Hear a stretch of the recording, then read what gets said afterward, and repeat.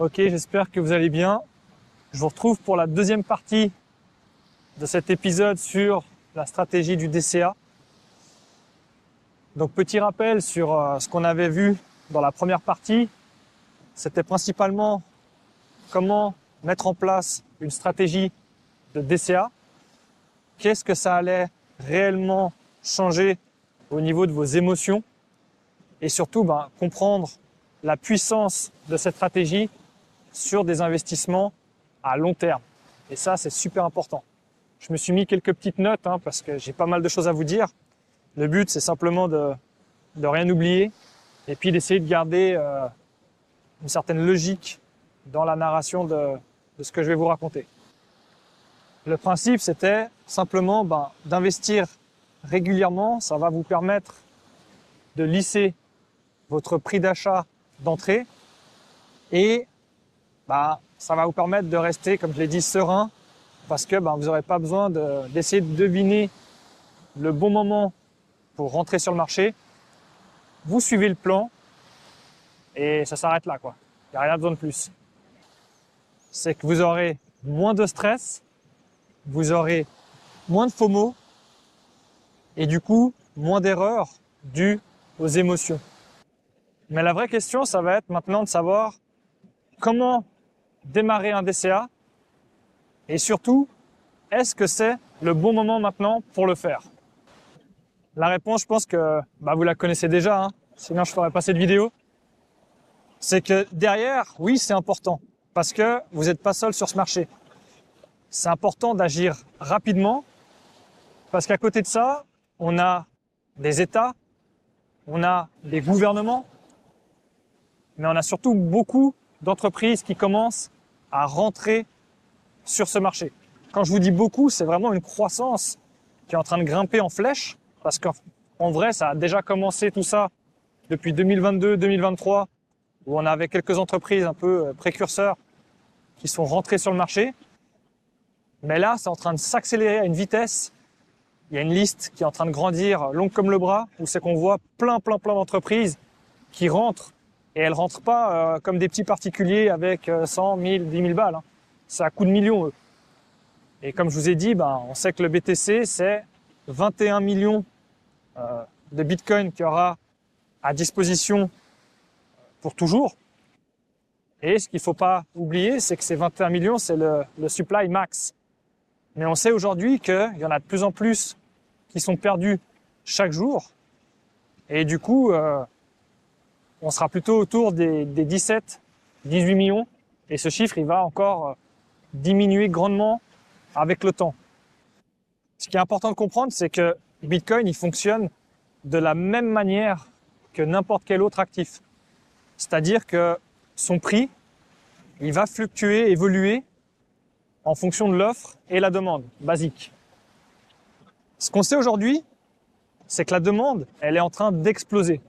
On a vraiment des datas qui nous montrent que ça explose. Alors que l'offre, elle, plus le temps passe, plus elle diminue. Entre le total supply qui est en train d'arriver gentiment à 21 millions, là on est autour des 19, 20 millions disons quasiment, et le max ça sera 21 millions.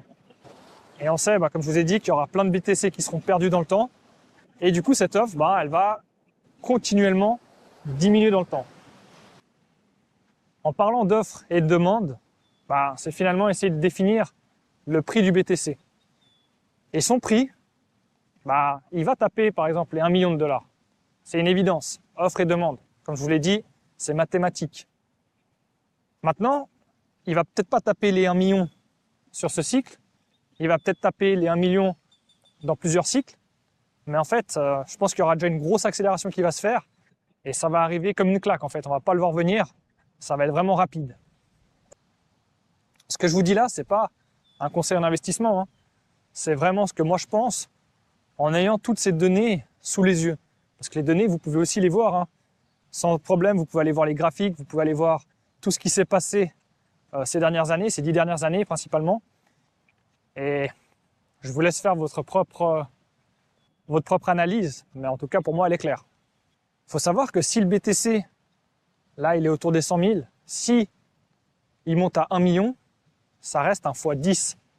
Un x10 sur la crypto la plus safe du marché. Celle qui, pour l'instant, est le plus stable, hein, même si on dit que c'est une technologie qui est toujours très volatile. Mais finalement, quand on voit le prix d'aujourd'hui, est-ce que d'acheter à 96 000, à 104 000, à 115 000, ça a de l'importance si le BTC va taper les 1 million? Un x10 sur une crypto, ça reste énorme. Même si vous faites ça en 2, 10, 5 ans, j'en sais rien, je ne pense pas aujourd'hui que vous pouvez trouver un autre investissement qui rapporte autant, et je pense en si peu de temps. Et le pire en fait dans cette histoire, c'est que malheureusement, la majorité des gens, ils pourront pas profiter, enfin ils ne vont pas profiter de cette croissance parce que tout simplement, ils ne sont pas exposés au BTC. C'est-à-dire qu'ils n'ont jamais investi dans le BTC, ils n'ont pas forcément de DCA qui est en cours, et en fait, c'est dommage. Parce que, comme je vous ai expliqué dans la première partie, mettre en place un DCA, c'est littéralement 5 minutes. D'ailleurs, j'espère que vous faites partie de la minorité des gens qui auront démarré un DCA suite à la première partie, et qu'aujourd'hui, vous êtes déjà en train de vous laisser aller, et puis de laisser votre investissement se faire de manière 100% automatique. Après, voilà, planifier un DCA, c'est pas juste prendre de l'argent et l'acheter sur Bitcoin. C'est quand même un petit peu plus subtil que ça. Par exemple, pour vous faire un parallèle avec quelque chose que la plupart connaissent, le fitness, le sport. Est-ce que ça a de l'utilité, parce que vous êtes excité de commencer ou quoi que ce soit, de vous dire, ok, je vais commencer un DCA, je vais aller au fitness, je vais faire une session de 5 heures de temps, vous allez être démoli, vous allez être courbaturé pendant une semaine, et surtout vous risquez d'être dégoûté et de vous dire en fait le sport c'est pas fait pour moi, je peux plus bouger, je peux rien faire après, c'est pas intéressant. Le mieux c'est de commencer, vous allez faire peut-être 30 minutes, 1 heure par session, et 2, 3 sessions au début peut-être par semaine pour commencer progressivement. Et comme ça, vous allez habituer votre corps gentiment, vous allez prendre un peu plus conscience de comment fonctionne votre corps, vos muscles, etc. Et surtout, vous allez tenir, comme de la même manière qu'avec un DCA, plus longtemps dans le temps. Et du coup, les résultats, forcément, ils vont pas se ressentir tout de suite. Hein. Je ne sais pas si vous avez déjà fait du sport. En général, il vous faut déjà 2-3 mois pour commencer à être un peu habitué et pouvoir voir finalement des résultats. Et le DCA, c'est encore plus subtil que ça parce que vous allez devoir attendre peut-être un peu plus longtemps. Parce que suivant la fréquence que vous faites, si vous faites par exemple tous les mois, vous allez faire que 12 investissements, 12 achats en une année. Donc forcément, sur les 2, 3, 4, 5 premiers mois, si le BTC déjà il stagne ou quoi que ce soit, et que suivant le montant que vous mettez, si vous mettez 10 euros par mois, vous aurez mis 40 euros en 4 mois, vous n'allez pas avoir un life-changing directement. Il va falloir attendre plus longtemps. Mais bon, après ça, c'est chacun fait en fonction de ses dépenses, en fonction de sa capacité d'investissement. C'est sûr que si vous parlez à quelqu'un qui habite en Europe, qui gagne quand même un minimum d'argent, il est capable de mettre peut-être 200 euros ou plus par mois. Vous splittez ça en semaine ou en journalier, peu importe. Alors que si vous allez parler à quelqu'un qui est, je sais pas, dans un pays du tiers-monde où c'est que les revenus ils sont de quelques euros par mois, pour lui peut-être de mettre 10 euros, ça sera un life-changing. Donc ça, c'est vraiment relatif à la personne. Mais voilà, finalement, le DCA, ça va être de poser une routine, d'investir chaque semaine, chaque mois, et puis de laisser faire en fait le boulot. C'est une stratégie qui est passive, dite ennuyeuse, mais finalement qui prouve avec le recul que les résultats ils sont là, et surtout que vous n'avez pas subi vos investissements avec du stress, avec des émotions, etc. Maintenant, au niveau sécurité, parce que oui, il faut parler un petit peu de la sécurité, c'est qu'au début, en fonction de vos compétences et de vos connaissances sur l'investissement et principalement sur les cryptos et Bitcoin, il va falloir se poser la question de comment sécuriser vos fonds. Parce que oui, je pense que si vous avez commencé un DCA, vous le faites forcément sur une plateforme d'exchange ou sur, comme je vous avais parlé, il y avait Stackinsat qui proposait d'envoyer directement vos BTC sur un cold wallet. Donc vous n'avez pas besoin de vous questionner au niveau de la sécurité. Ils achètent pour vous, ils vous l'envoient. Par contre, si vous le faites avec Kraken, avec Swissborg ou d'autres plateformes, il y en a sans doute d'autres que peut-être je ne connais pas, vos BTC ils vont directement être stockés sur un exchange. Et du coup, là, ça va être important de définir une stratégie aussi au niveau sécurité et de vous dire, OK, à partir de quel montant en euros, en dollars, peu importe, ou en bitcoin, en satoshi, vous pouvez aussi quantifier ça comme ça, à partir de quel montant vous jugez que c'est trop risqué de laisser votre investissement sur une plateforme d'exchange. C'est-à-dire que si tout d'un coup, du jour au lendemain, la plateforme, malheureusement, c'est déjà arrivé dans l'histoire, c'est pas quelque chose de nouveau, elle ferme ses portes, elle met la clé sous la porte, le risque c'est que vous allez devoir batailler pour essayer de récupérer, si vous y arrivez, parce qu'on sait que la plupart des plateformes qui ont disparu, malheureusement, elles partent avec les fonds. On voit avec Mt. Gox là, que ça a pris beaucoup de temps, que les gens commencent à être remboursés presque une dizaine d'années après la fermeture de la plateforme. Donc c'est des choses aussi à prendre en compte. Est-ce que vous avez envie de vivre pendant des années sans avoir vos cryptos et vous dites je me suis fait scam par la plateforme? C'est aussi quelque chose à prendre en compte. Salut petit chat. Voilà, il a commencé un DCA lui. Donc voilà, le but ici c'est surtout de vous rappeler que à partir d'un certain montant, il va falloir définir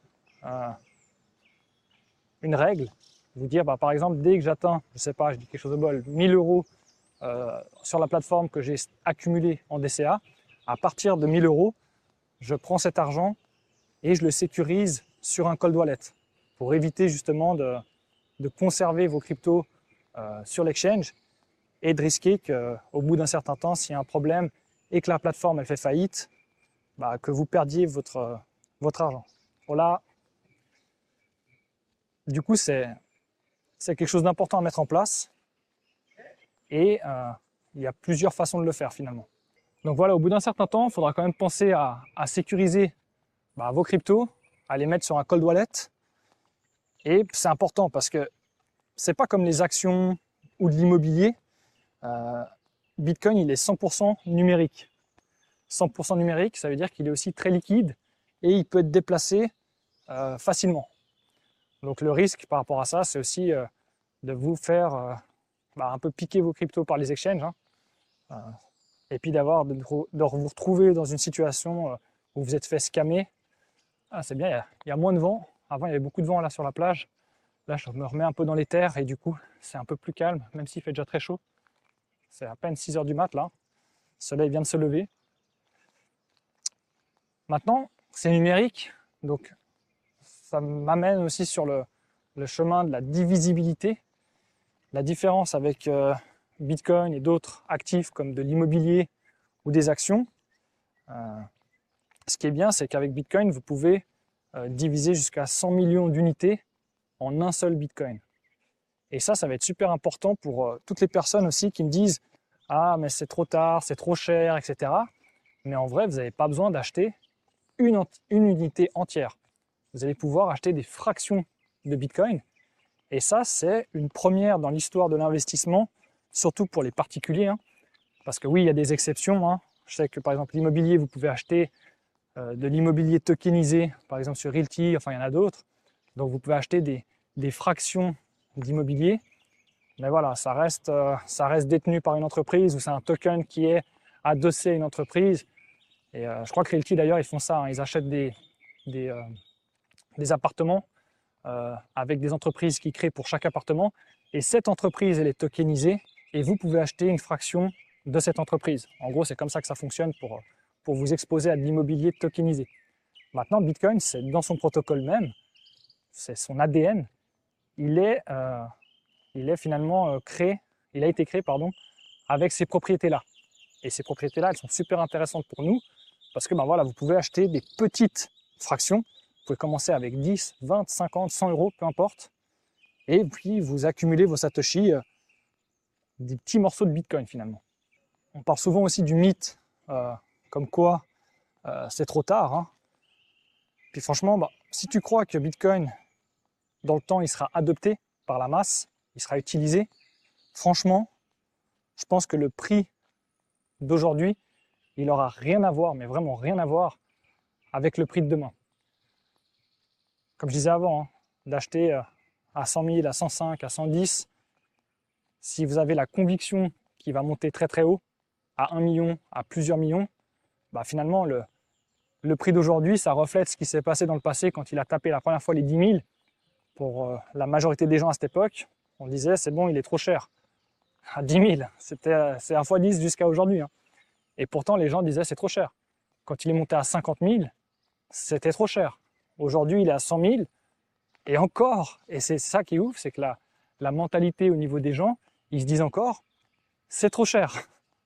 On se dit toujours c'est trop cher, mais c'est là qu'il faut avoir la vision pour comprendre comment fonctionne le protocole de Bitcoin, comprendre toutes les données autour de ça au niveau de son adoption, au niveau de son supply et tout.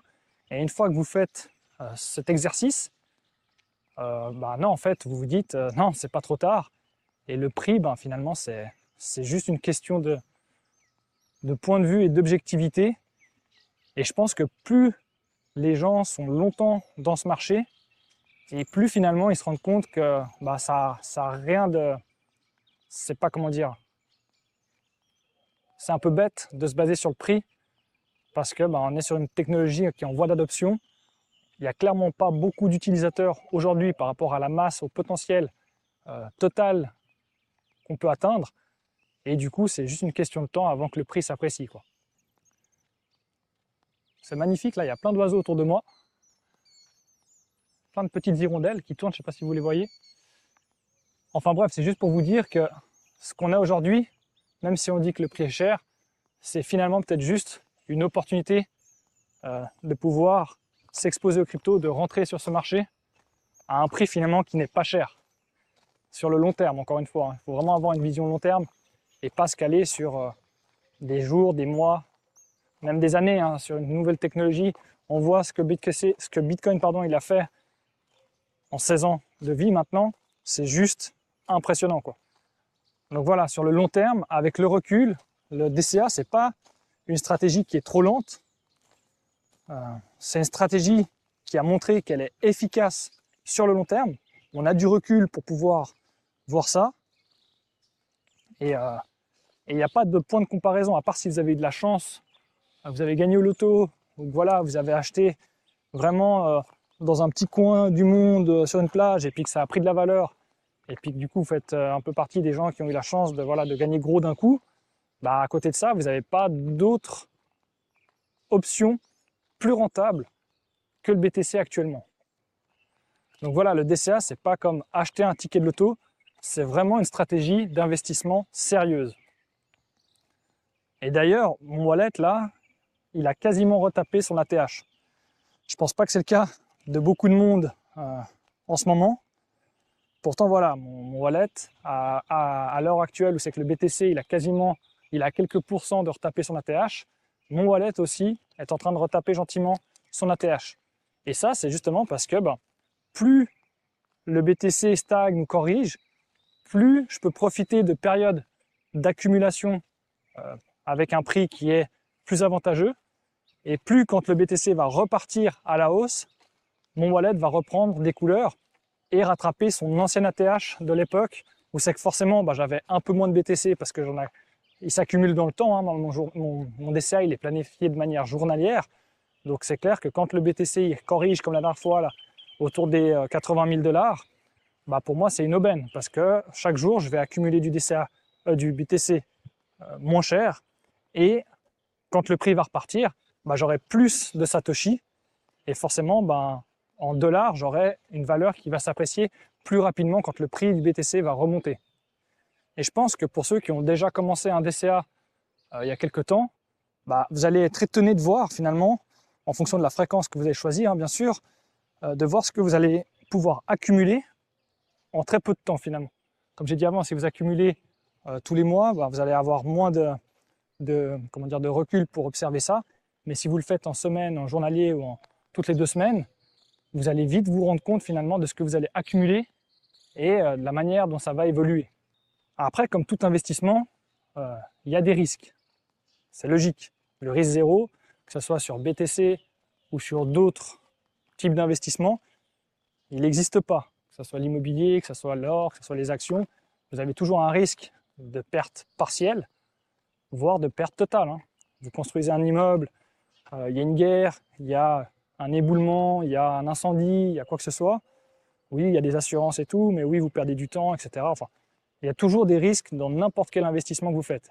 Et Bitcoin, il n'est pas épargné de ça. Aujourd'hui, le risque qu'on parle, c'est la volatilité, avec justement le risque, votre risque vous-même, vos émotions, où c'est que vous risquez d'être impacté par cette volatilité et de prendre des mauvaises décisions qui vont vous amener à perdre de l'argent.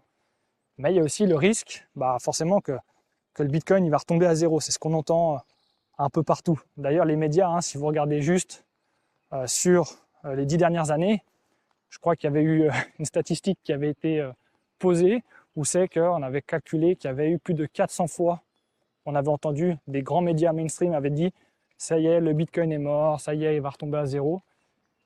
Aujourd'hui, je ne sais pas ce que vous en pensez, mais quand vous voyez le prix, est-ce que ça vaut encore la peine d'écouter ces médias mainstream qui vous disent finalement un peu du bullshit, qui jouent sur justement cet aspect de vendre de l'émotion, vendre la peur.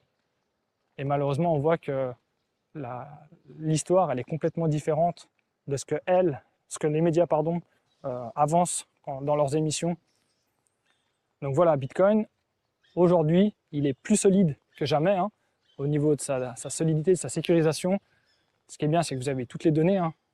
Vous allez sur bitcoin.org, vous regardez toutes les métriques du BTC et vous pouvez voir que le hash rate, il n'a jamais été aussi haut.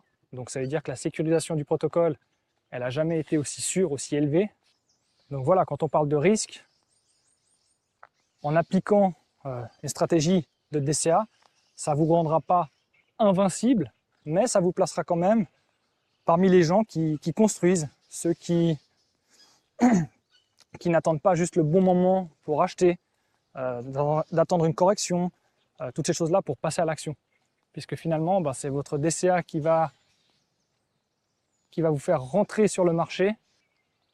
Et voilà, donc le DCA, ce n'est pas une stratégie qui vous rendra invincible, ça vous placera juste parmi les gens qui construisent et non ceux qui attendent des corrections pour rentrer sur le marché.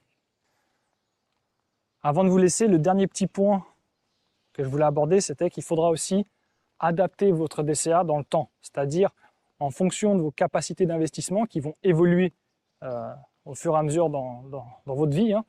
Si vous êtes étudiant, c'est clair que dès le moment où c'est que vous allez avoir un job, vous n'aurez plus la même capacité d'investissement. Peut-être vous allez changer de job, peut-être vous allez changer de vie, vous allez changer d'appartement, de loyer ou j'en sais rien. Et ça, c'est des choses en fait à prendre en compte. Et au moment où c'est que vous avez un changement qui nécessite quand même de prendre le temps de voir les ajustements que vous pouvez faire et de vous dire ok, là, je vais recalculer ma capacité.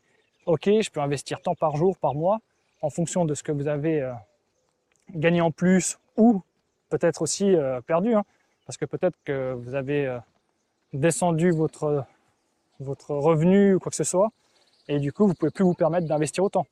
Donc votre DCA, ça va être aussi évolutif, c'est pas 100% passif, ça pourrait l'être, mais ça serait dommage de passer à côté, que si tout d'un coup, vous augmentez votre train de vie, et puis que derrière, vous pouvez vous permettre d'investir, je sais pas, 300 € de plus par mois, faites-le en fait. C'est tout ça d'argent qui restera en moins sur l'euro, sur des monnaies fiduciaires, et finalement qui ne s'appréciera pas dans le temps, alors que si vous le placez sur du BTC, un actif qui, je rappelle, sur les 10 dernières années, on est à plus de 50% de retour sur investissement en intérêt composé, donc c'est juste énorme.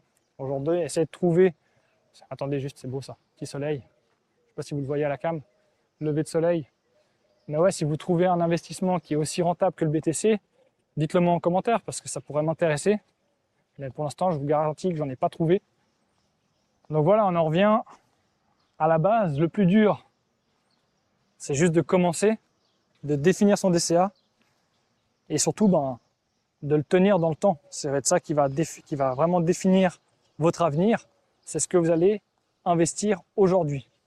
Et franchement, je pense que si d'ici quelques années, vous regardez en arrière avec le recul, vous vous direz, heureusement que j'ai commencé, ça en valait la peine.